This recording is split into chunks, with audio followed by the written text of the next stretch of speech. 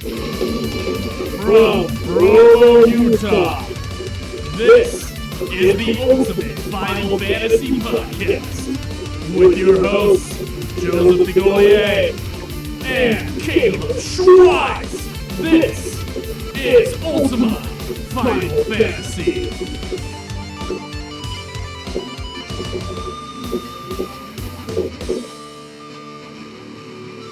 Oh man. Welcome to another episode of Ultima Final Fantasy, the Ultimate Final Fantasy Podcast. I am Joe. I am Caleb. And today we're actually going to be delving into a really old segment. At least it's really old now that I haven't returned to it in a while. This is the history of Square Enix Part 6. I was a little burned the last time. Oh yeah? Yeah. Why's that? Because I in an unplanned segment of the episode, I defended the fact that I thought that Nintendo 64 outsold the PlayStation. Right. And I think we corrected it on that episode because I think some Twitch users were like, hey guys, it's the PlayStation did not sell as well. So I'm sorry I made that mistake. It certainly wasn't in my write-up. My write-up, as far as I know, was accurate. But my response to your statement or whatever happened there was incorrect. And so we're actually going to be going into that a little bit. So I'm excited, and I hope you guys are excited at home to get started with that. Schweiss, where are you in Final Fantasy XI? I am in the final section of Secrets of Adoulin. I'm on like 5.2 or something like that. It's a battlefield. I decided to wait on you before continuing because we kind of need some more help in these. The NPCs, the trusts, aren't quite enough at times, and it's just easier if we have 3 sentient beings playing the game and cooperating. So we're waiting on that. And I've basically just been level grinding the last few days. I'll jump on and go in, throw on my XP ring, and get a couple merit points in, go spend them, make my character even more badass than he already is, and log off. That's been my Final Fantasy XI life for the last week, I'd say. Nice. Just waiting. Well, I'm glad that you're waiting now. It's real nice. Yeah. I've been trying to catch up when I get some free days. I am near the end of 4, at least, near the final battle of 4. I should actually be there tonight, and then me and you will hopefully get through the final section of the game, unless, barring some terrible experience with a boss, or if Grantal can't join us, hopefully we finish Secrets of Adoulin Sunday. Yes. I'm ready to end Secrets of Adoulin and get onto Rhapsody to Vana'diel, which will be like a couple hours of play. That's what we... If the first third of Rhapsody to Vana'diel is any sort of model for what the rest of it's going to be. Yeah, I never finished all of the missions for the first third of it either. So I still have a couple missions to go. I didn't fight Siren. I checked my mission status on that one, and I still have like 3. But it was really quick. The ones that we did do, it was a nothing expansion almost. We were just running through real quick, and it was... there were some fights in it, but they weren't anything like the ones we'd run into in this expansion. It was. Story-wise, I wish that we didn't have to play it in order to get our trusts. Yeah. But otherwise... I'm looking forward to it. Me too. I'm looking forward to putting 11 behind me, even though I enjoy playing it. Yeah. It will be nice to move on to something I've never played before, which will be Final Fantasy XII Revenant Wings. I've never touched it, and I need to use my DS that I bought, so this will be a perfect time. I need to use it. I do. I bought it for, I spent $70-$80 on the damn thing. I should probably play a game on it that's not Legend of Zelda. Well, it's going to be really nice for me because I'm taking that train almost every day of the week, and it's about a 4-hour train ride. Yeah. And although I have been filling my time just fine on the train, reading and, dicking around, occasionally pulling out the DS on Super Mario Bros. 3, which is what I've been playing. Yeah, that's a for fun game. Yeah, it is a for fun game, and I haven't touched a for fun game for a while. And hopefully 12 Revenant Wings is somewhat fun. Although I've heard bad things about it, that's for sure. Going in, I've heard bad things. Yeah. But it will be nice to be able to just take care of Final Fantasy 12, like a Final Fantasy game en route. Like I don't have to be at home in order to play this game. Yeah. It'll be kind of nice. That will be nice. I mean, the one after that, the 13.2, that one, obviously, yeah. you will have to be at home. I will be stuck at home. But I don't think 13.2 is anywhere near as long as 13, as far as getting all of it done. Yeah, maybe. I think 13.2 is much shorter, so I don't know. I'm looking forward to seeing how much of that we can get done before 15 comes out. I think with the rate I don't we're going, want to not finish a game before 15 comes out, so we're gonna have to strategize our like playing. Yeah, no, I know. I think we could do Revenant Wings and 13.2 in that time, but we'll look at it. We'll look at the length of each game, and we'll keep you guys updated as to what our battle plan will be prepping for Final Fantasy 15. 11's the real brick wall in this situation. Like, what if we just can't like defeat the last two fights in 5 point whatever for a dueling? Like, what if we can't do that? Then we will both be grinding for merit points. Yeah. Till the end of the world. I don't know, man. It can be rough. Well, that's why Creditol and I have been level grinding and getting ready for this final showdown that's going to happen at the end of this expansion. I don't want that to happen. I want to be able to continue on and get past Final Fantasy XI. I mean, I enjoy playing it, but there comes a time where you just need to bury the hatchet, and we're going to bury it in Final Fantasy XI's face. You know what's funny? Some of the hosts of Limit Break Radio have not even finished Secrets of Dueling content. Really? Yeah, really. Wow. So, despite the fact that they started a podcast way earlier, we will be beating them. At least a Nero. I remember that. A Nero didn't? A Nero is in Secrets of Dueling. What? Yeah. Maybe we can get a Nero to join us, and then we'll be unstoppable. I think he's on a different server, personally. Oh. Well, we can always pay him to come over. But yeah, as far as storyline content, wow. Yeah, really. That's crazy. According to the episode they released a couple weeks ago, anyway.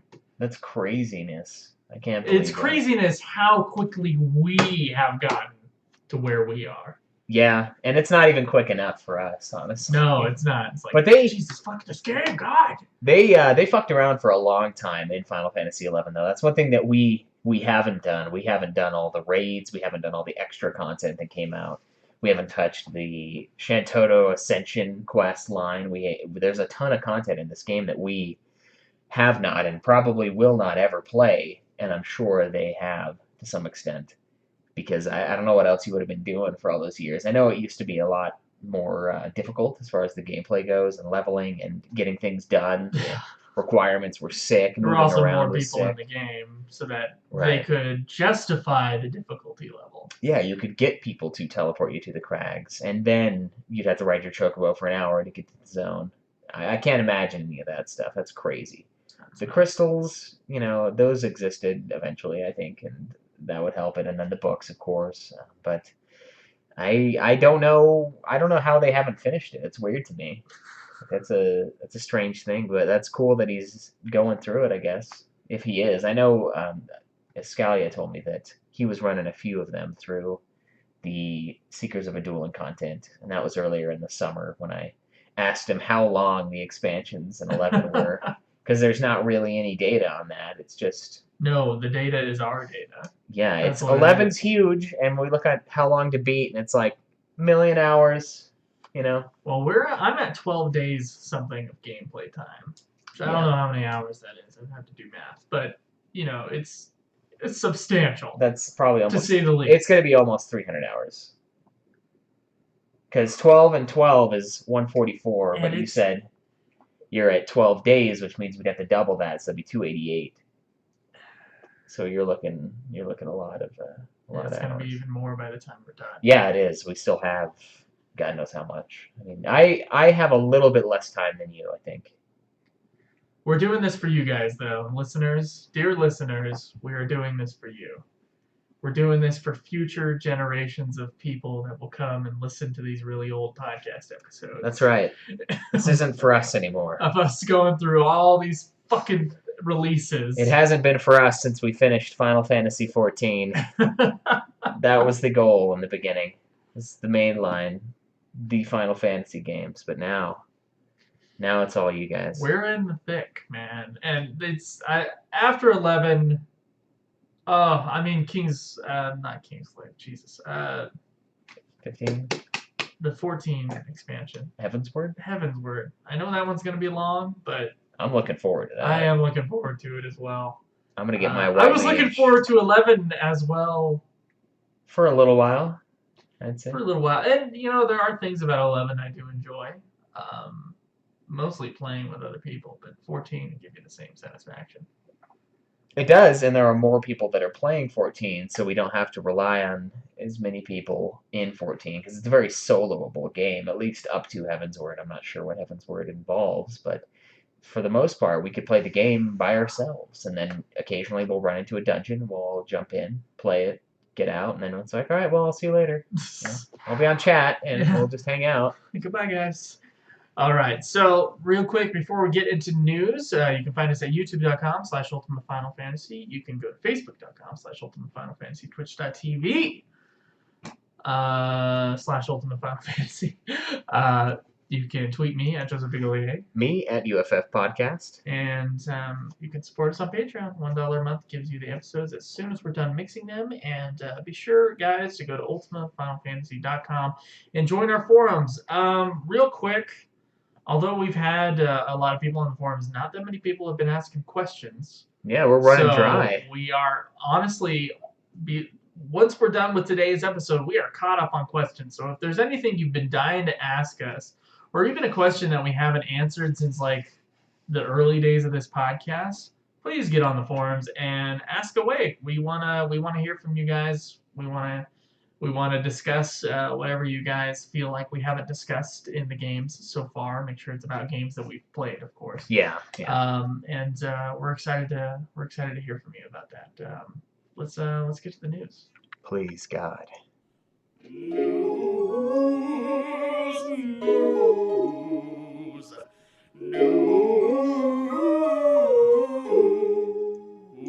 Before we get into this, I want to thank Shinru once again for providing us with these wonderful, wonderful news articles. Yeah, and Shinru is now posting on ultimafinalfantasy.com, so you can find his articles there every Friday. It should be. Yes. Good stuff. All right, so there's a new Fortune Street game. It brings Final Fantasy and Dragon Quest to PS4 and PlayStation Vita. Final Fantasy and Dragon Quest. That's right. Old rivals come together. Damn straight. It's going to come out in 2017, like I said. There's no definite release date as of yet, but it is a celebration of the 30th anniversary of both franchises. And this kind of looks like sort of a fighting game. I don't know. There's a trailer for it, but it's not a real Final Fantasy game, so I ain't watching it. So World of Final Fantasy... I was ready for it, but whatever. You get out of it. World of Final Fantasy has a new Tokyo Game Show trailer. Oh, does it now? Yes, it does. I don't want to watch it, but we're going to watch it anyway. Let's check this out.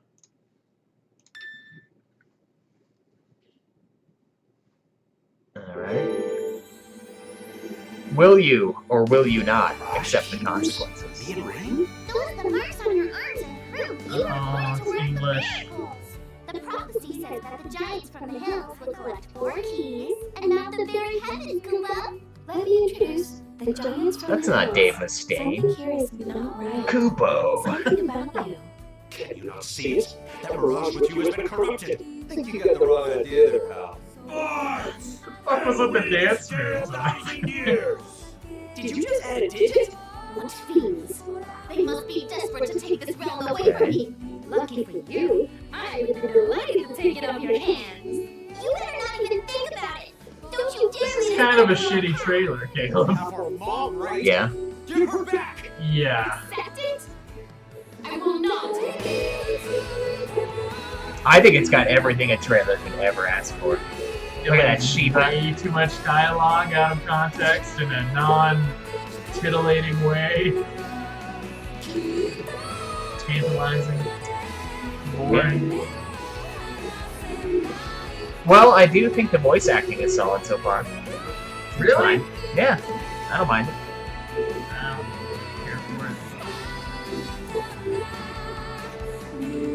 Well, you're a pissy old man, so. Yeah, that's what I've been told.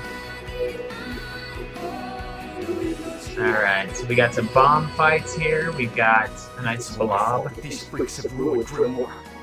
I have to pay for it all. You have to stop. You mustn't fight. I know you This want is the to. ultimate cameo You simply game. can't. That's what it is. Why? Why did you have to? Upskirt. Why? What? I saw it. I'm not saying I wanted to. I'm not cringing at your dumb comment. You're cringing at the fact that it existed. I'm cringing at the voice acting. I don't like Half of them were the same the fucking voice voice acting is actors fine. they've always been. It might be the sound mix with the voice acting. Like it's only soundtrack and the voices, and there's no sound coming from the game itself, so it just feels really like oddly out of place and kind of big, and the emotions are just way too high in situations we don't give a shit about yet. Okay. Like, I think everybody needs to, like, take a lesson from the Prometheus trailer and being like, awesome trailer that just gives you enough to make you excited about it. And you don't have to go through, like, half the fucking script of a soap opera. Yeah, that's true. You know, I think in that's order to get us excited for the game. In fact, I thought that was kind of a terrible trailer. I think that's a good point with the Prometheus thing. The trailer is better than the movie, I would say. Like, I liked the movie, but the trailer made the movie seem like it was going to be amazing. All trailers should. It was a good movie, but the trailer was epic. That's true. That trailer, not quite as epic. But then again, it's not a game that we're super stoked on either. So. Well, but even the Final Fantasy XV trailers, like, they don't go on for, like, 12 years with in-game dialogue. That's true. I don't know who the marketing team is for World of Final Fantasy, but they're doing not a great job, in my opinion. Well, speaking of great job, Final Fantasy XII, the Zodiac Age, has another trailer as well. Let's see if this trailer lives up to Joe's uber expectations here. In the faraway realm of Ivalice. Return. Remember where you were in 2006? I do. Playing the fuck out of this game is where I was. Not sleeping. Square Enix presents. The real test is how much dialogue you're gonna shove in my face. So far, it's just showing a bunch of zones from Final Fantasy Just XII. a bunch of environments.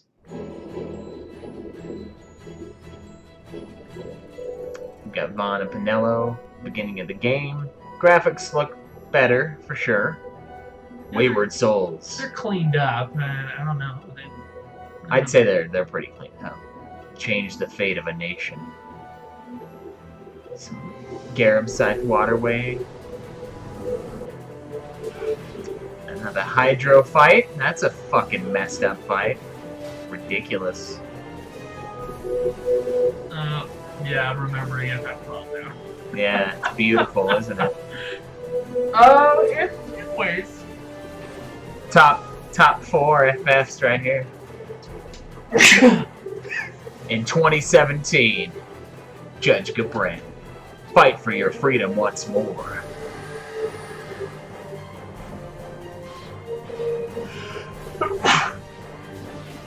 Man, some of these battles were just sick. That's what I'm remembering. I'm remembering some of these fights being ridiculous. Yeah, look at that logo. Yeah. Final Fantasy XII, the Zodiac Age. I gotta tell you, man, I'm more pumped for this than I am that World of Final Fantasy game, and I don't think anything is gonna change my mind on that. Of course, Final Fantasy XII Zodiac Age is going to be released in 2017, no official date yet. It improves on the 2006 original with high-def graphics and sound, and it has the revamped job system, which I am stoked to give a shot. Oh boy. You know, I don't know how. I think the job system might make that game more difficult. I think it will. So I don't know. I don't know if I want to. If you want to play it. If I want to play it while I'm doing this podcast, that's for sure. Alright, so there is a Final Fantasy XV English voice cast trailer that has been released. Apparently there's a second one, and this is the one that we have right now. Do you want to watch this trailer, or do you care? It's just about them doing their voice acting. Yeah, it's just behind the scenes. It's okay. We can. All right, so if you guys want to check that out, it is on Gematsu.com. There is a part 1 and a part 2 of the voice cast doing their thing. King's Tale, Final Fantasy XV has new footage that shows off King Regis's moves. Show me your moves. This one I do want to watch. 20 minutes long. You want to watch? No. No. I'm gonna watch. Let's skip it to right around here. Looks like. What is this? This is that side scroller game that they were talking about coming out with. Oh, that's bizarre looking. Yeah, this looks like a 2D Diablo. No, what it looks like is fucking Double Dragon. Oh, The game. jeez, yeah, that's true. Well, nothing can look as horrifying as Double Dragon the movie. Touche. Yeah, it looks like an old arcade game. That's what it looks like. Yeah, it does. Cool. Yeah. So yeah, it's going to be coming to PlayStation 4 and Xbox One as an exclusive bonus to those who pre-order any version of the game at GameStop in North America. Thanks, GameStop, dickheads. Yeah, you know, I might actually have to order it from GameStop because I'm going to need my copy after our good friend sends me the Xbox version. Early impressions for Final Fantasy 15 on PlayStation Pro, huh? Yes. So we got some screenshots of the different PlayStation version. Yeah, there's a nice PlayStation Pro there. We've got a cool HD screenshot of a Chocobo's ass, another one of a Chocobo's ass. Apparently the feedback for this has been very positive. Everyone's saying it looks nice and cleaned up, and they're pretty stoked. I don't know if I want to go with another PlayStation 4 quite yet, just to clean up the game, so I'm not going to be worrying too much about it. But we do have another summon from World of Final Fantasy. It is a Sephiroth summon. Let us view. Why are we summoning Sephiroth? Why would you not? It's just a cutesy, cartoony version of Sephiroth. Looks like he's doing his own lyrics, too. Yeah, kind of, yeah. Summoning Medio. See, look at this. This is much more interesting than that trailer. It is. And it's only 30 seconds long.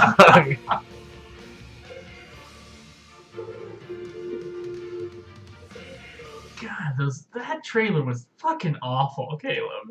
Yeah. Like, it was like, think about the most recent, think about the Heavensward trailer.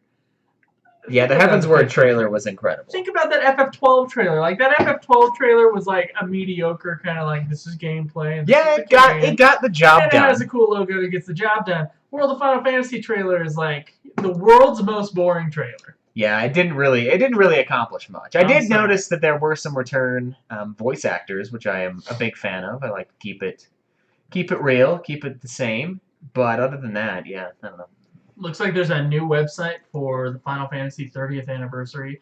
It might be advertising that new game, but it's basically got a coming soon port on the thing. So who knows what else is in the works for the Final Fantasy 30th anniversary. Yeah, there is a 30th trailer. I don't know if I want to watch that. This is the trailer cast this week, apparently. Okay, it's only a minute 41. All right. And Sid was this guy. And Sid was this guy in this game. Remember Sid in 8? Of course you don't. How many of our listeners know what you're referencing? It's the FF12 HD Collector's Edition second disc. They did like the worst job ever of promoting their own games. They're like, it's literally Sid is this guy. Hey, Sid is this guy that you probably missed in 8 because you talked to him for like 2 seconds. Here's Sid in 9. Oh yes, 10 Sid. They did something similar to this when Final Fantasy 13 was coming out, where they basically like went through every game just a little bit, and then was like, "Oh, 13 is next." Yeah. I don't know if you remember that video, but it's something like that for this 30th anniversary. Yeah, we're just getting little snippets of the main character, protagonist, and then just kind of the moving force of the game, real quick. Let's see what they show for 11. Okay, whatever. Can you explain to me what a snidbit is? It's a snidbit. It's kind of like a tidbit, but it's even less. That's what a snidbit is. Oh boy. So we got 14 going on.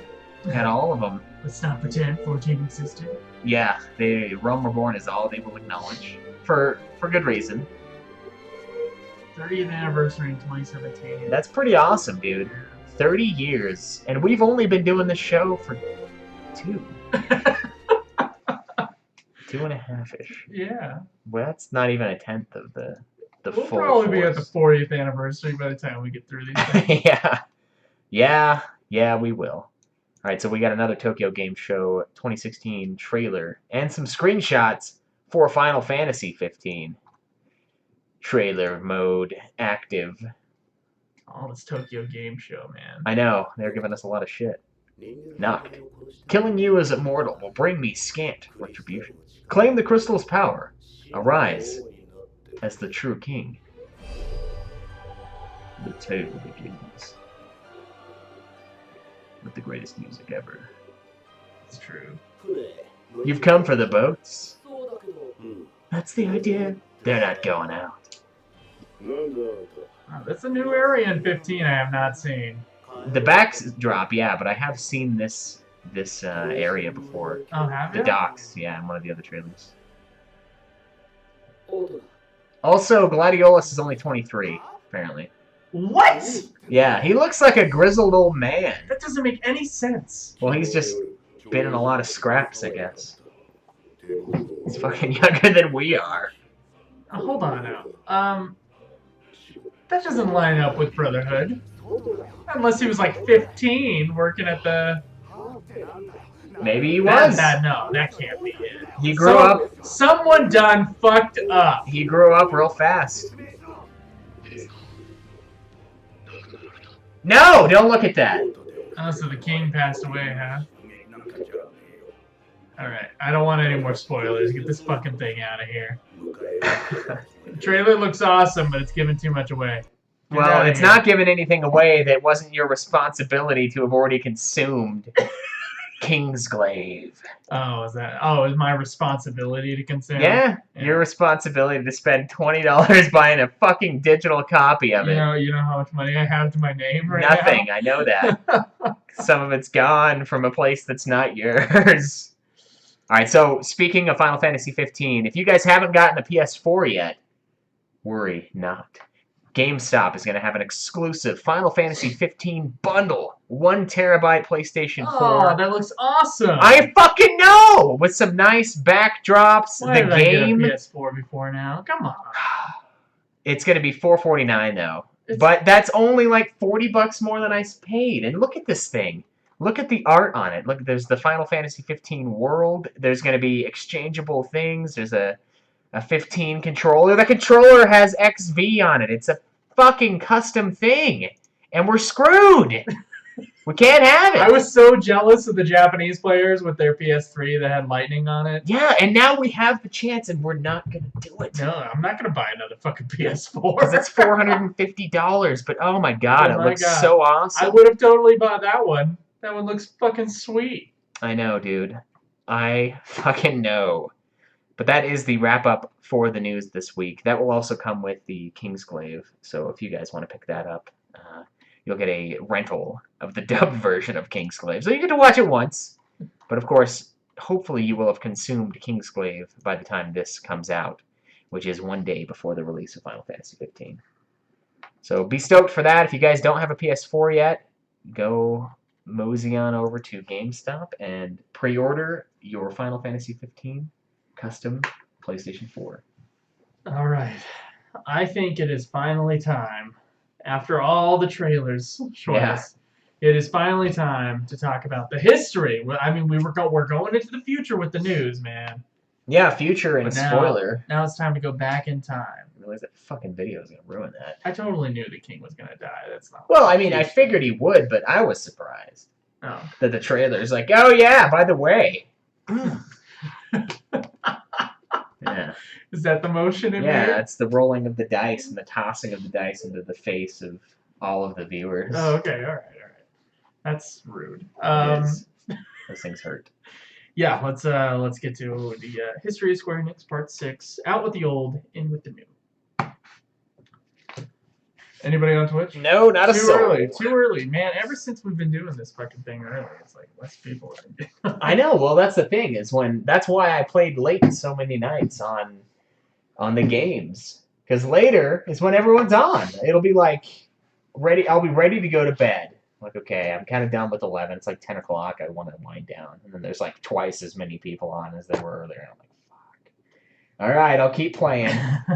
I'll keep playing 13 deep into the night because everyone's here. And it's dickish to not. Yeah. All right, well, let's just go for it. YouTube listeners. Yeah, we're there for you. Howdy. All right.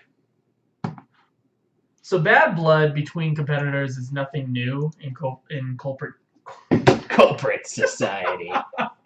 Corporate culture. But given all of the lawsuits and the straight up thieving of the name PlayStation, which I still like, we talked about it last time. I have no idea how Sony got away with. Oh, PlayStation 2 words is Nintendo's, but PlayStation 1 word, my God, that is Sony's property. Yeah. Nintendo and Sony were especially at odds with each other. So Sega's 3D console, and there were a few other consoles that were actually released in the 5th generation that obviously did not leave much of a mark upon the world before the Sega console. Anyway, Sega Saturn was released first to kind of disappointing sales in the 5th generation. And Sony would blow it out of the water later on. I think it was like 2 months later. I think the Sega Saturn was released in November, and the Sony console was released in December of 1994. They would basically blow it out of the water, but not too long after. I mean, they had some delays making the next console, but Nintendo's N64 would come to what I assume would be to take revenge on the market. Nintendo, of course, being just the rulers of the previous 2 generations. Oh, by far, yeah. So last time on History of Square Enix, in an unplanned moment in the segment, I did say that the N64 outsold the PlayStation because, frankly, I couldn't imagine a world where that wasn't the case. Well, do you want to hear the actual numbers? I've got the actual numbers. Okay. We'll get to them. So mostly because when I was a kid, the only consoles I knew of were the Nintendo consoles. Everybody in my circle, my family and my friends, it was all Nintendo consoles, right? Really? Yeah. So, and I remember seeing the N64. Now, at a certain point, my parents got rid of our NES, and I didn't have video games till I was like 15. I got a Game Boy Advance. Okay. That's how it was, man. It was like everybody that I knew had the Nintendo console. Now, of course, I was a kid, and maybe it's just that everybody who was a child had Nintendo that had video games had Nintendo stuff. Yeah, I mean, Nintendo had a big pull for them. They had all the Pokemon games. Yeah. They had the Donkey Kongs. It was a big... Nintendo was in their happy place. They were appealing to the younger audience, so it only makes sense. And even still, the classic games from that 5th generation that I'm more familiar with, they happen to be Nintendo's. So the biggest selling game of this entire generation, well, maybe not, but it did at least outsell Final Fantasy VII, which is the second biggest PlayStation game. The biggest selling game on the Nintendo 64, I think, outsold it by like 1 million copies. It was the Super N64 Mario Kart, I think it was. Sold 11 million copies, as opposed to Final Fantasy VII's 10 million copies. Anyway, so yeah, Super Mario 64, Ocarina of Time, the 64 GoldenEye, but apparently I was wrong.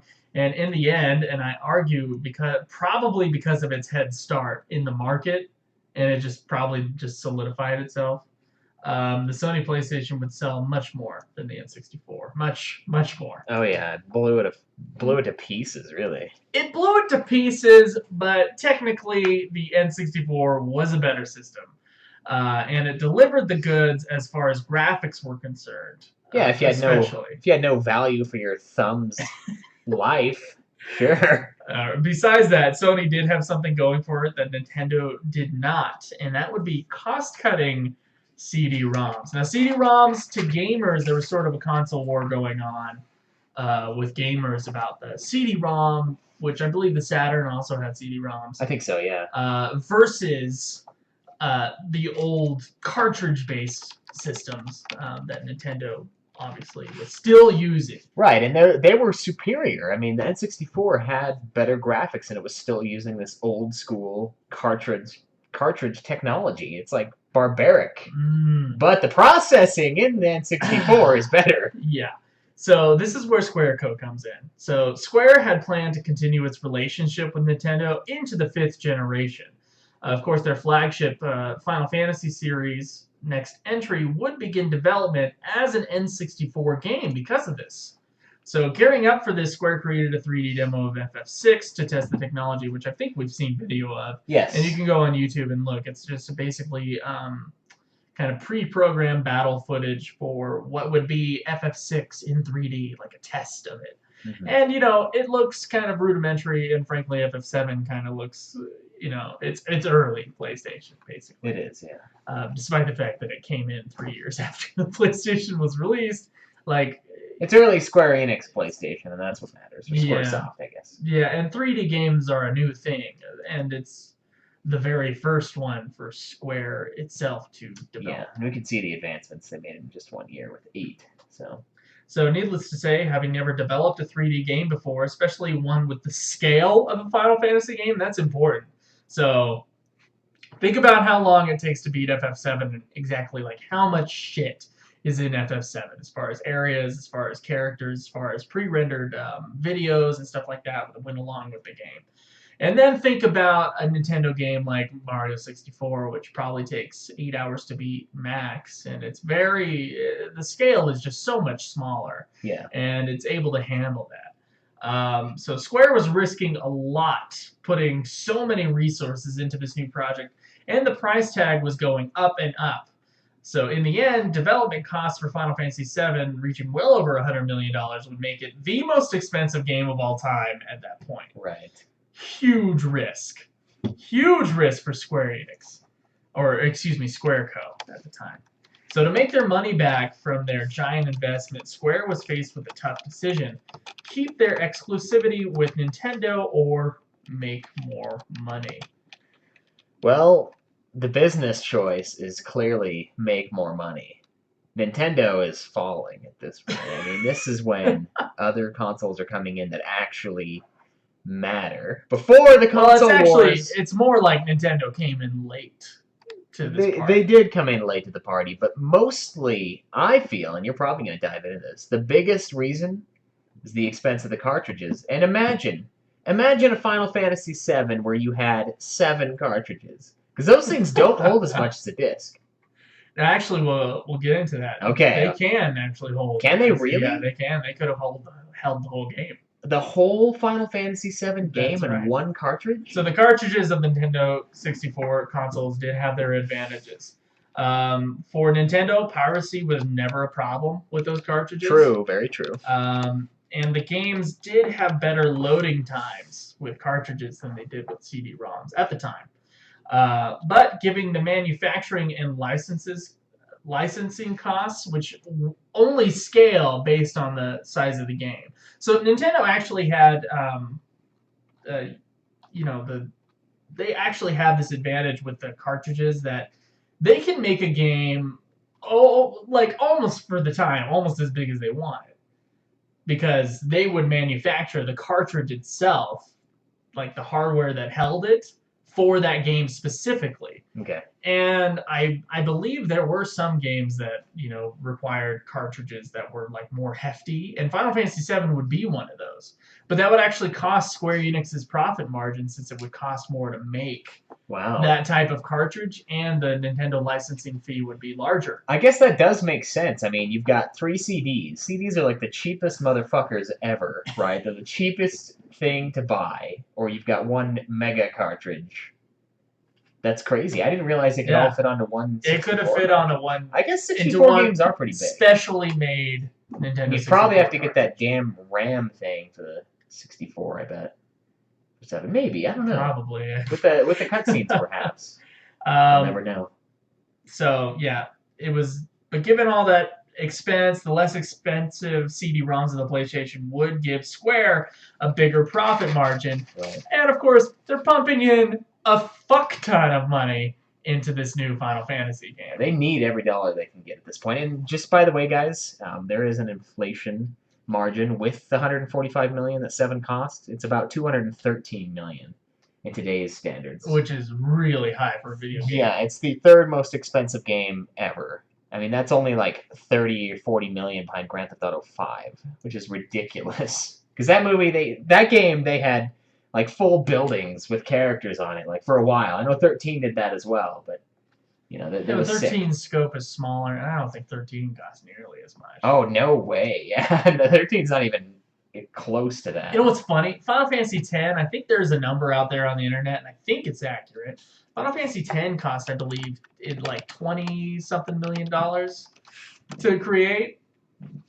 And like they added voice acting, and it was also on a new system. But my God, I'm seeing 32.3 looking it up. Okay, that is way cheaper. Way cheaper than FF7. And I don't even. That's not even like inflation adjusted. It's just. Yeah, 10 and 10-2 over 14 million copies. I think 10 has made him more money easily then. Yeah, maybe a bigger profit. As far as profit margin goes, yeah. Yeah. That's crazy, huh? That is pretty sick. Like 10 is a huge advancement over the rest of the series, and for a budget that small, I mean. Well, in comparison. In comparison to. So games only recently have games started to have like with the exception of FF7 back 10 years before these other games that had the huge price tags. Only recently, kind of during the PS3 era, I don't remember the console number generation. But, you know, last generation and this generation have been the expensive eras for video game development. It's like Blockbuster. They weren't really that huge. We're talking like blockbuster movies budgets. So we're talking huge, couple $100 million. Yeah. Of course, now games, you know, sometimes do, you know, bust past the box office numbers for movies. Yeah, Modern Warfare 2 just destroyed everything. But again, they do cost $60 a copy. So. Yeah, no, I think when Modern Warfare 2 came out, and I know I get shit for talking about shooters on the show, but it was the piece of media that had been bought the most. The most money had been spent on that than anything else, like as far as movies, games, and stuff like that. That's crazy. Yeah, it was sick. Of course, they have a better idea of like capturing those numbers. Other places don't really care quite as much, but anyway, sorry. So on December 11th, 1996, this was published on IGN. Sony announced today an exclusive multi-title publishing agreement with Square. This agreement will grant Sony full North American publishing and distribution rights to Square's PlayStation product line, including FF7, Final Fantasy Tactics, a strategy game, and Bushido Blade, a weapon-based fantasy game. So Sony just goes, hey guys, we got a deal. So technically, FF7 wasn't the first Square game to be published on the PlayStation, and that would actually be Tobal #1, which is a fighting game not developed by Square, but distributed by Square. That was developed by Dream Factory, which is a name that we should be familiar with by now because they worked with Enix. With characters designed by the famed Dragon Ball Z guy, Akira Takarada. Yeah. Or, excuse me, Akira Toriyama. Akira Takarada is someone else. Isn't that a film guy? Yeah, that is. Okay. Which included with it a demo disc of the upcoming Square-developed PlayStation games, including Final Fantasy VII. And Tobal #1, I think it sold a little under 1 million copies. So it did okay. But, you know, it wasn't really a Square game. I think this was one of Square's first, if not the first time that Square published someone else's game. Yeah, this is a common thing for a lot of studios, but Square Enix and Squaresoft both. Yeah, they're more of an in-house. Yeah, they're Nintendo mode, except they don't make the consoles too. So unless they were just trying to test the waters. Yeah, and maybe just offered a distribution deal. I have no idea. Being distributed by someone big like that carries weight. I mean, that's true. Yeah, you see the Square logo on it. Yeah, and it's like, oh yeah, trusted. Exactly. If you see whatever the hell the actual name was, Dream whatever, you don't know it. Dream Factory. Dream Factory, yeah. So FF7 was released on January 31st, 1997, and would prove to be a mega success, selling over 10 million copies in its PlayStation run, making it the second best-selling game on the PlayStation after Gran Turismo. Needless to say, this was a massive success for Square, who made more than their money back, frankly. Yeah. Like, that investment paid off. I think Final Fantasy VI, I think we talked about it in the FF6 episode, I think it sold like 3 million copies. Yeah. And FF7 just blew it out of the water. Yeah. I think a lot of it is that it was like the new type of RPG game that I don't think that many people had seen before. I don't know any game like FF7 before FF7. Yeah. Personally. On top of the fact that, I mean, pre-rendered cutscenes were a new awesome thing. And FF7 really had, like, they really used those. And if you look at advertising for FF7, like the trailers for FF7 where they like made it seem like a movie for television ads, it's pretty cool. It's pretty cool what they did with this game. They did a good job marketing it for sure. So as long as Squareco would be around as a company, they would never again release a major game on a Nintendo system, with the notable exception of 2 Game Boy Advance games released in 2002. So we're talking about Square. When Square Enix comes together, that's when Squareco finally starts doing more business with Nintendo again. Yeah. So the success of Square on the Sony equaled the success of RPGs in general on the PlayStation system. And Enix, who did mess around with Sega and N64 games for a bit, which we talked about last time, would take note of the success of FF7 and begin to release exclusively on the PlayStation after 1997 as well. Ooh. Yeah, so Enix and Square, the 2 juggernaut RPG distributors, basically, they're on this. Yeah, they're all aboard the Sony train. So the success of these 2 massive game developers may have been one of the things, or if not the thing, that ensured the PlayStation's success. That and maybe the cool new tech and better controllers. Who knows? Yes, way better controller. Jesus. I hate that thing, man. I hate it. So now, in the end, the PlayStation would sell 102 million units. Okay. And the N64, 32 million. So the PlayStation sold more than the Wii. Just keep that in mind, guys. Remember what happened when you tried to get a fucking Wii? You couldn't. That's what happened. Nothing. Now, to be fair, the gap wasn't nearly as big in North America. Oh, okay. So I feel better about this than I did the other one. So in North America, the N64 sold 20 of its 32 million copies. Oh, wow. Yeah.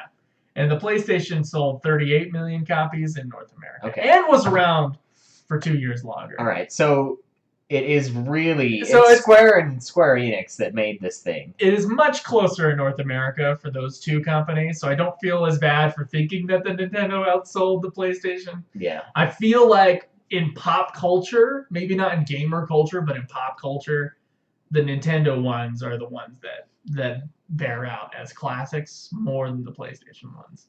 Personally. Now, that's just an observation that is not backed up by anything. You know, I think it might be some sort of hipster revolution. Now they're like, I had the one that sold 5 units. No, it's I played Donkey Kong, and you were playing Final Fantasy. There are a good, 8 other systems released in this generation that nobody knows what the fuck they are. So if there's something for hipsters to get on, it's that. Well, you think about it, though. The hipster thing, it's not true hipster. It's like half-assed is what they do. They're like, well, it's cool, but it has to be somewhat cool to everyone else, and I'm just going to make it really, really cool. Not that the N64 wasn't.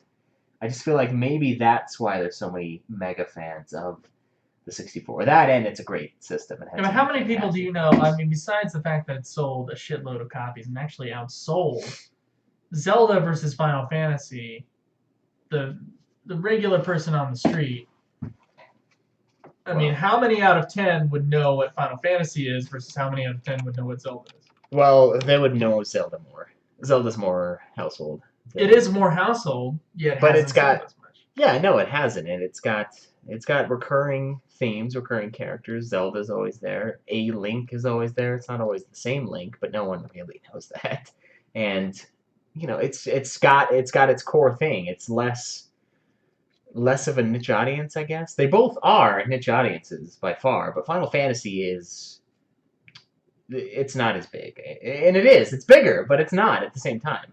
So I do know what you mean. The Nintendo. I'm telling you, there's something about the Nintendo games that have embedded themselves into the zeitgeist more than the Final Fantasy games. Now, me and you are doing a Final Fantasy podcast. We love Final Fantasy and we think it's awesome. But at the same time, it's like, I know that if I walk down the street and asked 10 people if they knew what Final Fantasy was or if they knew what Zelda was, I bet 4 out of 10 would know what Final Fantasy is, and 9 out of 10 would know what Zelda is. Yeah, that's probably about accurate. Zelda's it's a big deal, so I guess. And Ocarina of Time is like the classic Zelda game. So I would argue that they're like the classics on the N64 are outweighing. I think Mario Kart is outweighing Parasite Eve, frankly. You know what I mean by that? Just in terms of time, at least in North America, it seems to be that way. Yeah, I think Parasite Eve's better, but it doesn't matter. So right now, it looks like the totals for sales. Now, it's not as bad as we thought. Final Fantasy series sold 118.6 million. Mm-hmm. And Zelda's at 84. So really, that's not that big of a gap, honestly. That's an understandably sized gap. And if we look at what you just said about the sales between North America and Japan, it does make more sense that if we walked around North America, where it was only a 12 million difference, more people would know Zelda than Final Fantasy. Even though Final Fantasy is bigger here than it is in Japan, it's so spread out. And it is true, when I think about it, more people than I remember from my childhood had a 64 than a PlayStation. I had the PlayStation. It's bizarre. It's bizarre for me to think back and go, wow, the PlayStation outsold it. By a shitload? Because in my experience, it's been like the opposite. Yeah, I don't know. Of course, a lot of my friends from high school, I always had groups of friends that I would travel between. I got one group of friends that are all Xbox players. Yeah. Then I have another group of friends that are all PlayStation players. And they just don't mix. And so the people who are playing in those Xbox things probably thinks that the Xbox is like the biggest, most awesome system ever. True. Right? I did have. And then we're in the PlayStation group right now, so we think that the PlayStation, which it is, the best system ever. Yeah, I had a friend who was convinced that Halo outsold Final Fantasy as a series. And I'm like, dude, there is no way. No. Not even close. Halo 2 probably. I think Halo 2 beat FF7. But... Probably, yeah. Yeah. But as a series, I'm like, dude, there's only 2 games right now. You really think it's done 11, 12 games? So it is. I don't know, that's some sort of presentism thing where Halo 2 is the biggest thing right now, and that's... Oh, it was a big deal. There's no doubt. Whatever happened 7 years ago doesn't matter. Yeah, I guess that's true. That makes sense. I think it's time to move on. Next time we'll look at the games Square and Enix released after 1997 through this 5th generation of video games and before the PlayStation 2. So I'm excited to go through those games with you guys, but to clear up the Sony versus PlayStation thing is what I got. The Sony versus PlayStation thing. The Sony versus PlayStation thing, which we started talking about last time. But, I think you mean... Nintendo versus... I mean, now they're kind of separated because Sony sucks and they don't want PlayStation to die, so they've divvied it off of the company, essentially. Because Sony can't make money anymore. Which sucks. But, yeah, sweet. Let's get into a question. The only question left.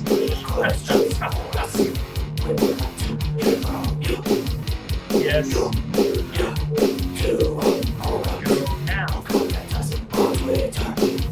Just go for us.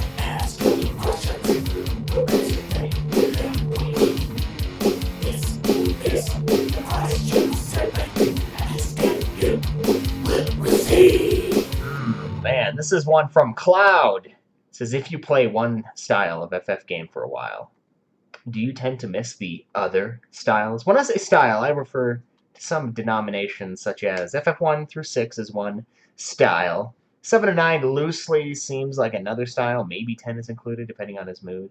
12 and 13 are so different that I don't consider them together or even remotely like the others. Obviously, you can partition this in other ways. Pick what your heart desires. Other ways to do it might be, I've been playing job class style for a while. I really miss a game in which I have a character with fixed job class. I have that one now, but I feel you. For example, did you love playing the After Years, having been through the modern games? Did you crave playing any game of the later styles while you were in the early games? Or, by contrast, are the games so independent and different from each other that there is no style? I gotta say it moves on in a linear time fashion. So, with the exception of kind of the gap between 10 and 11, which I think is the biggest creative gap between any Final Fantasy game through linear time. Yeah. I think that they usually do kind of blend into each other. I think there's a lot of 6 in Final Fantasy VII. I really do. I mean, looks-wise, it's not there at all. I mean, FF7 is, of course, closer to something like Resident Evil with the fixed camera, and it's 3D and all that other shit. But something about the tone of FF6 is there. Something about the scale of FF6 is in FF7. I think there's a lot in FF7 that took from FF6. So I do think that they kind of... They build on each other. Yeah, they build on each other, blend into each other, and the easiest kind of ways to differentiate them is like, okay, so FF1 through 6 was 2D. Yes. FF7 through 9 was 3D. FF10 was 3D, but also had voice acting, and then we suddenly have FF11, which is like just the table being tossed in somewhere else. But fuck it, we're going back. No voice, open world, no direction, boom! Yeah, but I would say that FF12 is some amalgamation between FF11 and FF10. Yeah, it is. So I actually think that there's something there, and I would say 12 is closer to FF11 in terms of style. Yes. And then 13 is really just like building on FF10 and some of FF12. I would say building on both of those two. Yeah. With the Gambit system, you've got the what are they called? Paradigms. Yeah. The paradigm shift feels like the Gambits to me. I mean, it's more controlled by the user, obviously, than Gambits. I mean, you could set the game up to play itself, as Joe knows, fighting the same guy over and over again. And with 13, it's more of a setting up what moves they will do, and you can choose their moves. You can choose who's the leader. It does build on itself. So I feel like your point is valid in some ways, but I've always felt that the reason why we did this podcast was to see how the series evolves. Now, we're saying how Final Fantasy evolves, not how Final Fantasy VI evolves to 7. We're talking about Final Fantasy 1 through Final Fantasy 14, how the series built upon itself.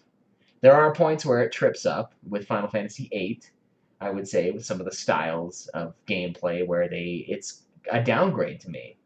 And then there's Final Fantasy IX that trips up in some ways too with the speed of the battle system, but it brings back a lot of the stuff that 7 had, and it feels like 7 to 9 is more of a natural bridge. And 8 is a little off, just the way the game is played. Now, because of that, it's tough. It's tough to say. The art style as well. Yeah, the art style is completely different, and 9 brings it back. I would say my favorite style would be Final Fantasy XII. Which is a very unique style. It is. It's almost MMO, but you're by yourself. I don't know, there's something about the way the game is played, the way I have 3 characters running out in the wild. I see the enemies appear. I have them come up to me. I can physically run away from them instead of choosing run as a command. I can pick them off. I can strategically run with my main character or switch characters and have the aggro on that guy and run away and get him to kill the monster, get my other 2 teammates to kill the monster before it kills me. Mm-hmm. I can actually avoid the attacks sometimes. That's another thing that 14 has going for it. You get to see the AoE attacks. 14 was also developed by some of the developers of FF12. I remember that being a thing when we went over it before. Yeah. So 14 actually builds off of that. I would say 14 is almost like an amalgamation of 11, 12, and 13. Yeah. It's like it decided to take some of the fanciness and speed of 13, mix it with some of the gameplay elements of 12, and kind of the MMO elements of 11. I'd say that's a fair comparison. Now I say that A Realm Reborn. Yes, no, not the original. The original is just FF11 again, from what we can see. And for that reason, 14 is a blast. I mean, it's a lot of fun to play. It takes the best aspects of those games, except for 13's kind of battle system, but yeah, I would like that to be a thing, but you can't really do that. I'd be sick at an MMO, just all over the place, switching shit around. That would be the most stressful game in the world to play with other people. Like, if you didn't switch, you killed us all. Like, yeah. But gameplay-wise, not story-wise either. Yeah, no. So yeah, I think he does have, I think the lack of FF11 play kind of changes how you look at the series. Yeah. But with FF11 being the most different one, but also being a very influential one on the games after it, I think it's important to take that into account. So when you say FF12 era, I would actually rope in FF11 with that, and I'm sure that would not make it your favorite. But I always miss the PlayStation ones. Always miss the PlayStation ones. Yeah. And I miss 7, 8, 9. I play FF11. I was playing the PlayStation 2 games. And even when we started the podcast, I was excited to get to the PlayStation games. Oh yeah. Those are like, that middle section is just where it's just golden. Yeah, I agree. 7 through 10, I would say, early PS2. Yeah, even with FF8, which I've played, until FF11, I'd played that one the most. Yeah. Nothing competes with 11. Nothing's gonna get in its way, I don't think. Maybe 14 in the end. I don't know. Maybe in the end, maybe. But yeah, I think the PlayStation era is probably my favorite style of FF game. But it's a style that, unless they decide to release a version of that style as a spin-off game on a handheld device, which I think would be very cool. Yeah. That'd be Square. We're probably not going to see again. No, it's a style that has come and gone, and it is unfortunate. 7, 10, and 12 were the 3 games I was looking forward to playing the most when we started the show, and 6 because I had never played 6. But as far as coming back to a game, those were the 3, and I think I was most excited to come back to 12, honestly, which is sick, but because I had never gotten the Order of Ambrosia title for my clan ranking. I just never got there. A couple things I had to kill, and I never did. So, as far as did we love playing After Years after being through the modern games? Absolutely. I was excited for After Years, and I found After Years to be quite enjoyable because of it going back to the 2D roots. Yeah. That and the PSP version is just beautiful, and I am pissed that I played that goddamn PS1 port. It's just, don't play the PS1 port, okay? Medio, that cuts off the end of words, and it's not pretty, okay? Get the one on the PlayStation Portable. Had a guy ask me through the Geekdom Entertainment Contact Us page what version of 4 I should get, and it's just automatic. Get the one on PSP. If you have a PSP, don't even worry about any other version. That one's amazing. I can't say much for the DS, the 3D remake. I didn't play it, but the PSP, it brings you back. It brings it back to the old school style, and I think that's really enjoyable. While also being a fantastic port, and it just plays extremely well. It's smooth and it's fast. Like the menu's super quick. Everything is just really speedy and it's crisp. So Caleb Craig responds that he would say that each game has its own style instead of it being like styles and chunks. Okay. I guess some of the games appear similar, but they're all very different in the feel of the game. The feel of the game maybe. I think there's something about the visual aspects that separate different Final Fantasy games that it's hard to ignore. I think FF7 and FF9 are very close visually, and FF8 is kind of close in there. And I would say the same thing with FF4 through FF6. Yeah. There's always differences. FF6's character designs are bigger. Yeah, they're way more realistic looking. Which is different. Yeah. But at the same time, there's still sprites. There's a style in there. They just have normal-sized bodies this time. Stolas would said, minus the character models, FF9 was my favorite style. I just tend to like pre-rendered backgrounds in general. They had way more depth to them than FF10 or FF11 or FF12, he says. Yeah, I don't know. 12 has some excellent depth in the areas. Every area has 3D models.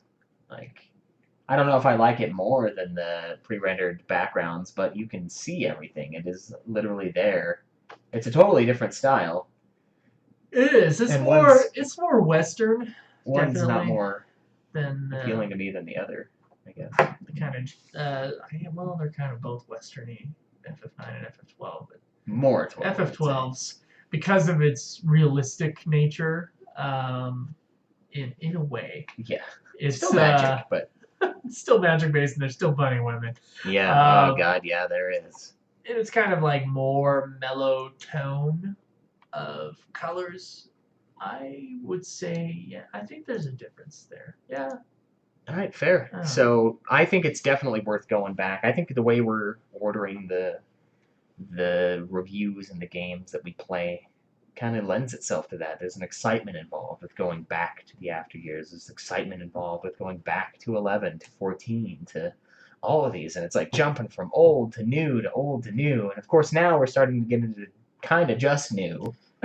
But it's still new with old games, old platform. There's 11, which you can only do so much to make 11 seem modern, which is not much at all, honestly.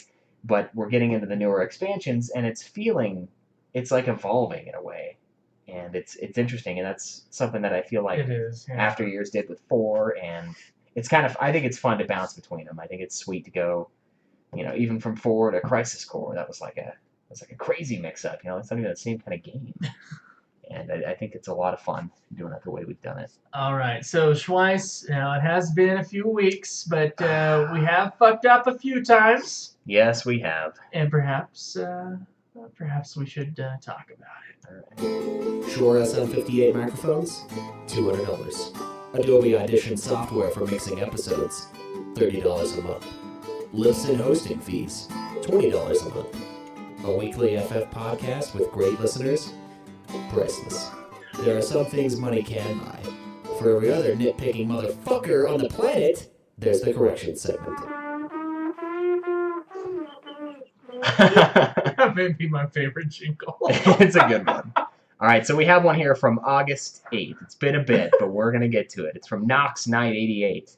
Said, in the latest episode, the guys were talking about prayer in Final Fantasy X and how the entire world knew Hymn of the Faith. Joe then said something like, just like in FF3, and Caleb affirmed.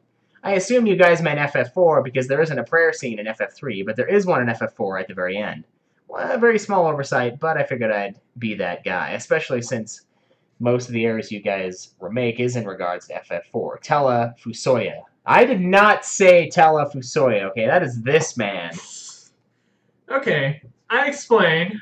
Not a prayer scene, but a scene where everyone on the planet cheers on the heroes. All right, so that was your defense. Yes, that is my defense. And Shinru says that FF3 has a lend me your energy type moment going where everyone thinks of the heroes and cheers them on. So I guess that's the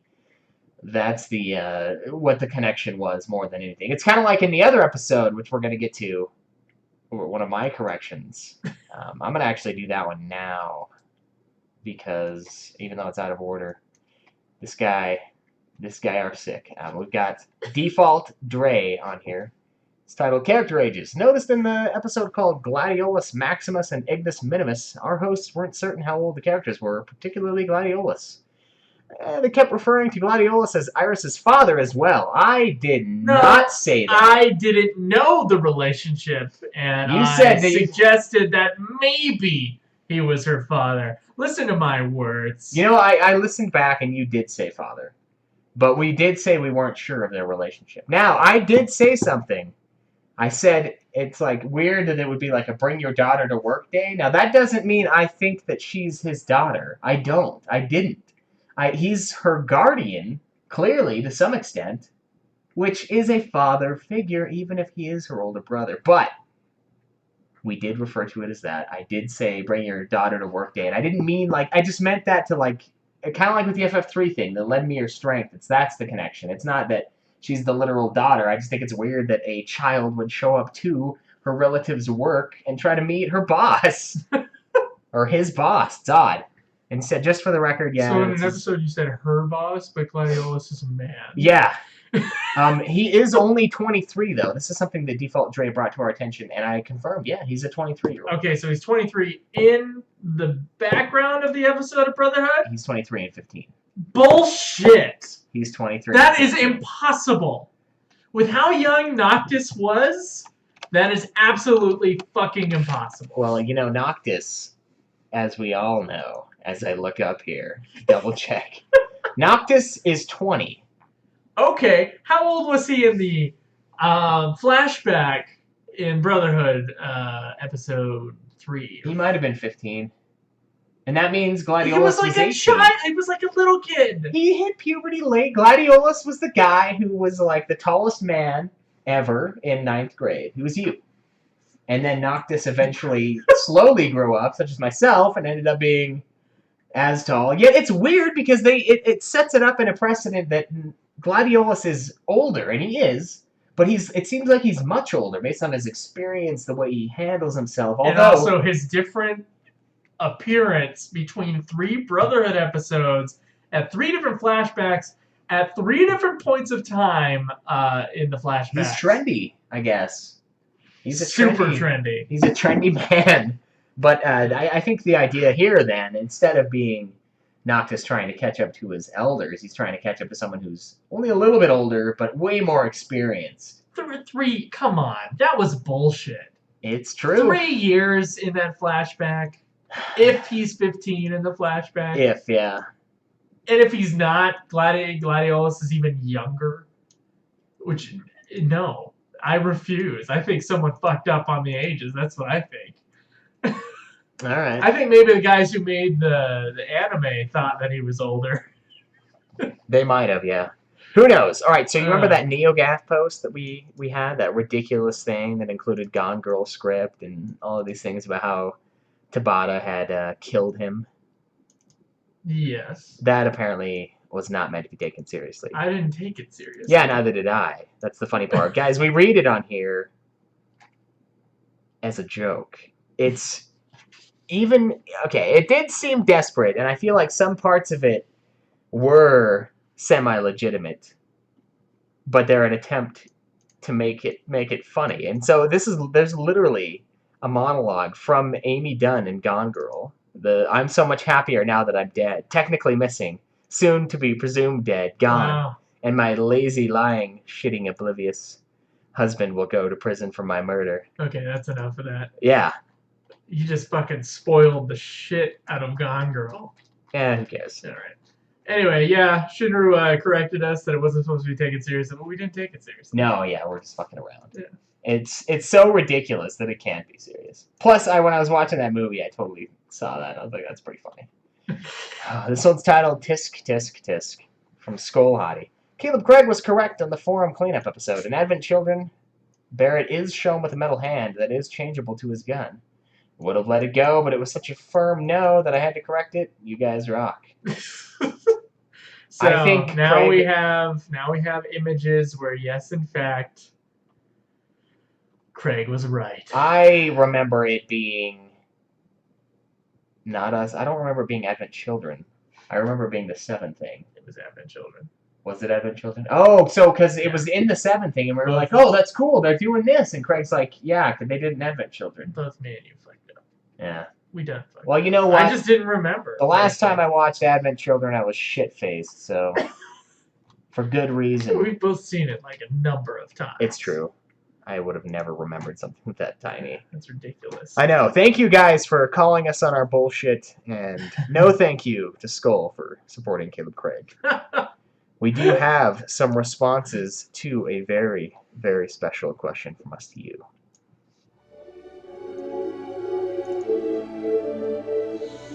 Do you have any iTunes reviews?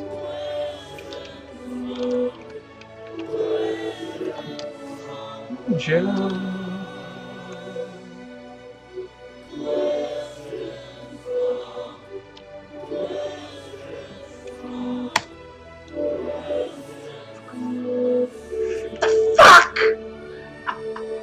Alright, so last week, in light of our excellent UFF Pinup Award contest, we asked, who do you think deserves the UFF Pinup win? Woman, man, or other? Will45591 says, I agree with the list. Happy Locke made it as high as he did. If I was king of the world, I would probably had Noctis get further along, but I understand the reasoning. Couldn't believe Sabin and Locke were as close as they were.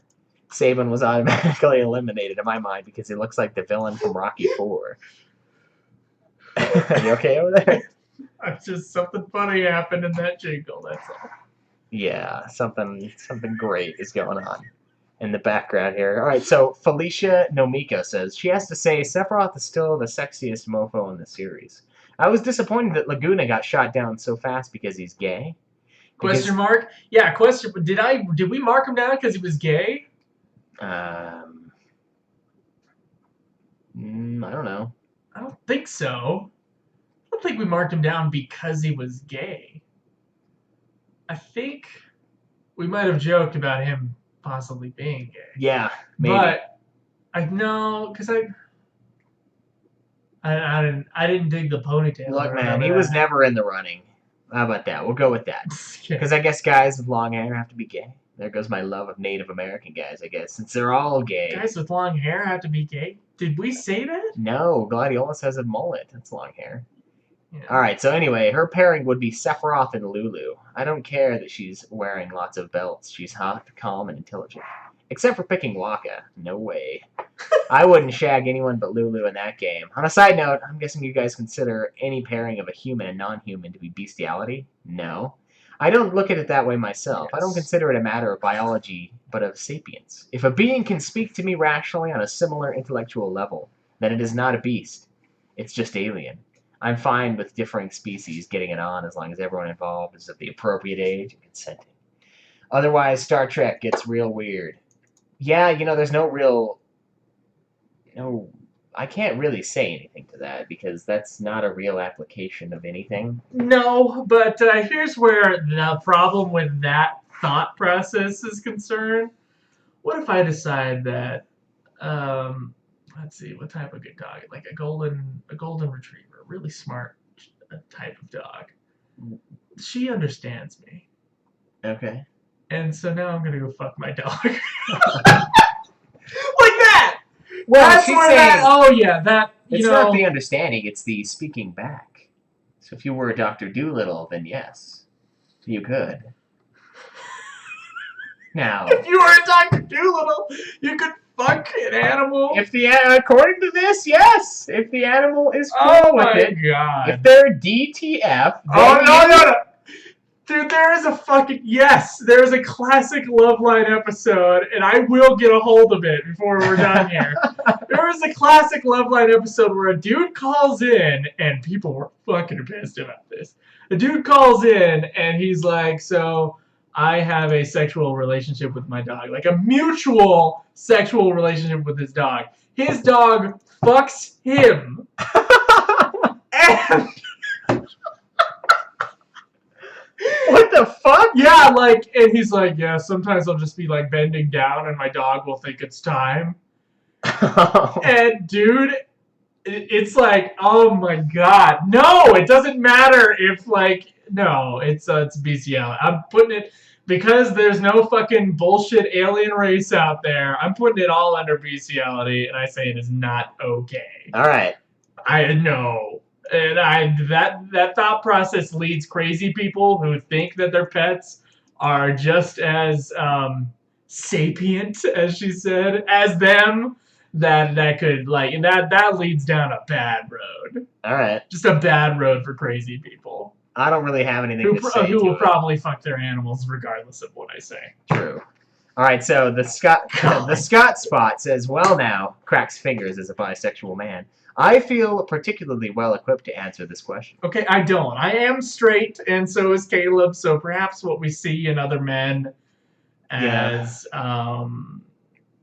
commendable may be different. Yeah. And it's not based on attractiveness, at least it's not for me. I can't speak for you. Mm-hmm. Yes. First of all, I can't believe you guys play Gladiolus. He has a mullet. That should have been an automatic elimination. Personally, I think that Locke and Balthier wouldn't have been bad choices. I think Balthier is probably the one I think should have won.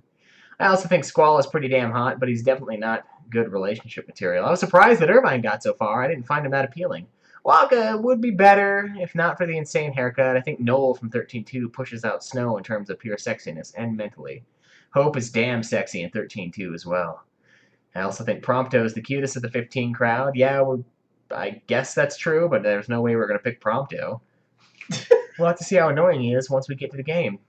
If I had to choose one character, I'd probably take Balthier. He just seems like he'd be great at sex. You know, I look at Balthier and I think, that guy fucks.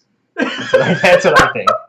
That guy fucks. Any Silicon Valley fans out Yeah. there? I'd give 13-2 Hope the win on relationship material, though. One runner-up from the extended series would be Lael from Crystal Chronicles. As for the women, you guys absolutely nailed it with Quistis. The only one who might give her a run for her money in terms of pure sex appeal is 13's Jill and Nabaa. One with a whip, one a riding crop. Stola says, I'm throwing in Quinniquan for reasons you'll see later. Okay, so I'm going to defend my mullet pick. Okay? Yeah, with an ugly man. Now, hold on now. It's not ugly.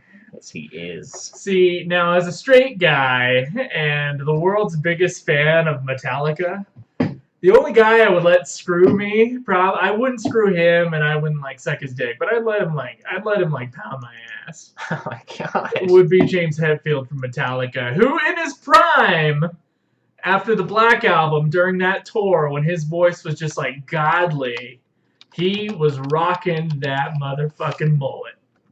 Alright? Dude, alright, fine. I would not, if I were gonna have anybody, it would not be this guy. He is one ugly motherfucker. Well, I'm not looking at his face. Yeah, but like, Jesus, like if you're gonna have it done to you, it should be something that's like, Look, you know? he's like, I'm sorry, I won't make another Metallica record if I don't fuck you in the ass.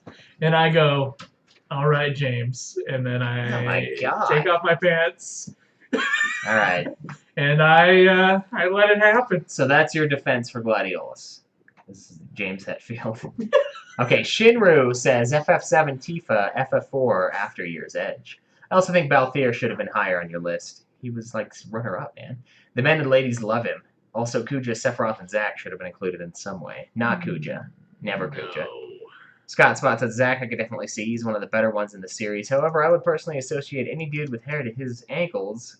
I would never personally associate with any dude with hair to his ankles. And I'm not really into cross-dressers, Kuja. So Scott, as being another bisexual, disagrees with our other forum member. Okay. What's her name?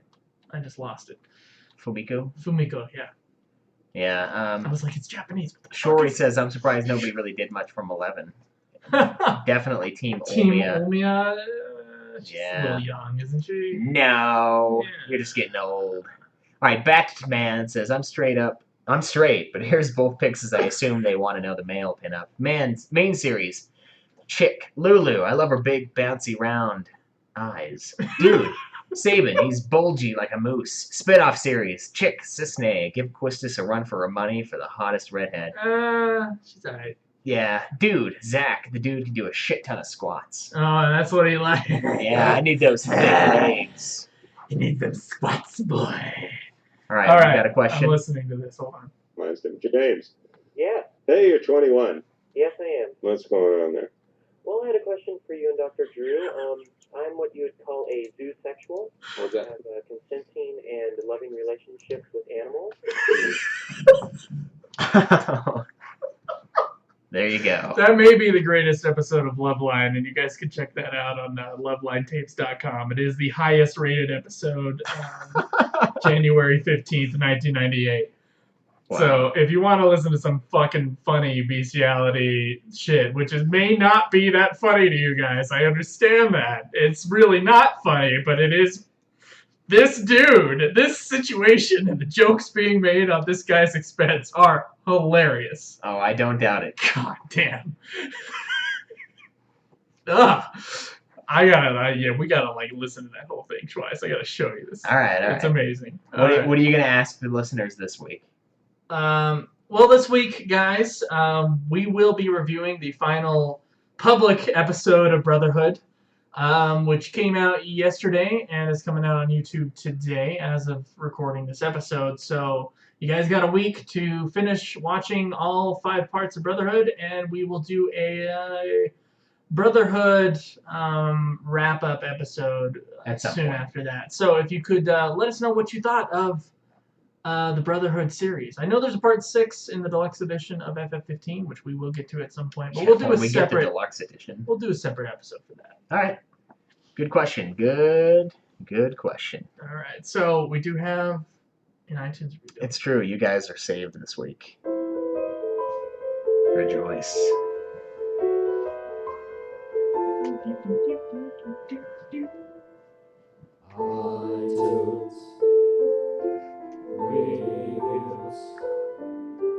iTunes reviews.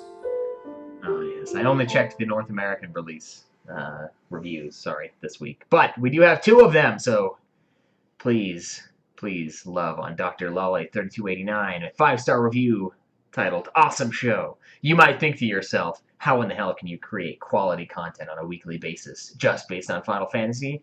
Well, the answer is you can't! Only hosts Caleb and Joe can. Critical disagrees. Yeah. According to a Oh, yeah. conversation we had last Go night. ahead and start your own. We'll see how it goes. Yeah. Fun stuff. All right, this one is Ultima is Greater Than Ultimate by RD827. Rating 5 stars. Recently picked up on podcasts a few months ago as Pandora likes to play the same songs over and over and over and over again. Well, maybe change the channel. Get rid of Pandora and get Spotify. I'm telling you, Pandora can die. Got real tired and bored at work listening to the same song, so I decided to turn to podcasts. Naturally, I went for my favorite game series, Final Fantasy. I found a couple of other podcasts that were deleted really fast. The commentators were absolutely horrendous. Can't imagine who that is. I stumbled onto Ultima, finally hosts I can stand. Joe and Caleb are great. I was able to really relate to the two. After discovering the show, I went back and listened to every episode. Oh, jeez. really enjoy the review episodes. It's nice to hear their opinions of the games. Really enjoy tuning in every week and listening to all they have to say with their inappropriate humor. Thank you. Very much so. Yes, today. especially today. Can't wait for them to get further into the series and expand onto other titles, especially the Kingdom Hearts series, which will be near the end. Yes. Keep it up, guys. Thank you very much, those who gave us our iTunes reviews.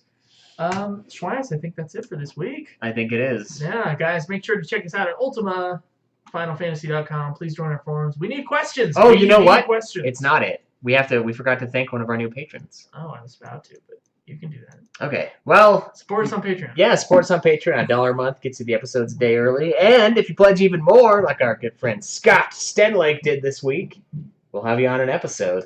Looking forward to that. We owe a few people some episodes. Trying to get those lined up, but some of you guys aren't responding to me. We want to set it up. Tisk. How close are we to the next goal, Schweiss? $2 away from pulling Dave off of his tour. To record Steki Dene, Final Fantasy X Wonder. Oh man. Yeah. So go on there, push us over the edge, and we will provide that song. Okay. All right. You can also check us out at twitch.tv/UltimaFinalFantasy, youtube.com/UltimaFinalFantasy, facebook.com/UltimaFinalFantasy. Guys, we respond to everything, so just, talk to us on all these different platforms. You can tweet me at Joseph Vigolier. Me at UFF Podcast. And I will read it. Once again, we need questions, so please get on the forums and ask. And if you're not comfortable asking there, you can always give us a question on our contact page on the website, ultimafinalfantasy.com, where you'll find all of that, the forums, everything else, all of our other shows, Nude Clan, Super Sexy, Godzilla Podcast. Even the old, dusty, getting fat episodes are there, so you can check all of that out and more. And please, the phone line. Please use the phone line. 385-204-3921. That's 385-204-3921.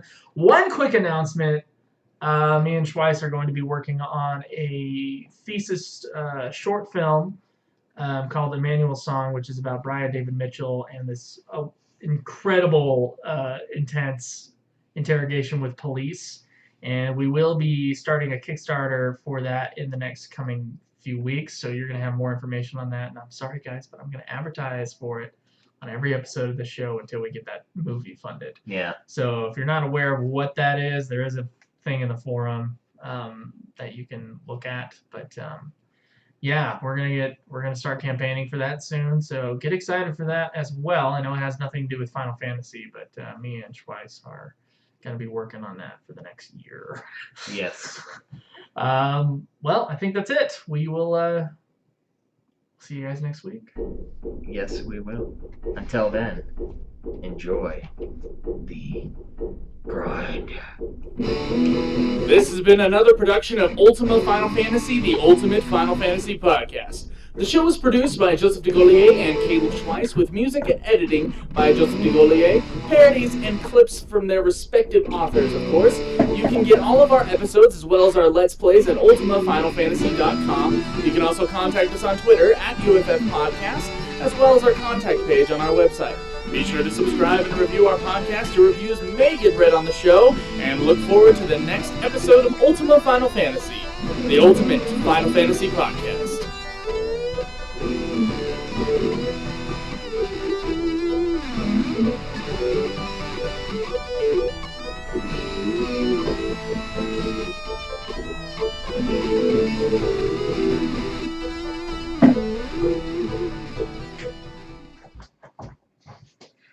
Alright guys, thanks for hanging out.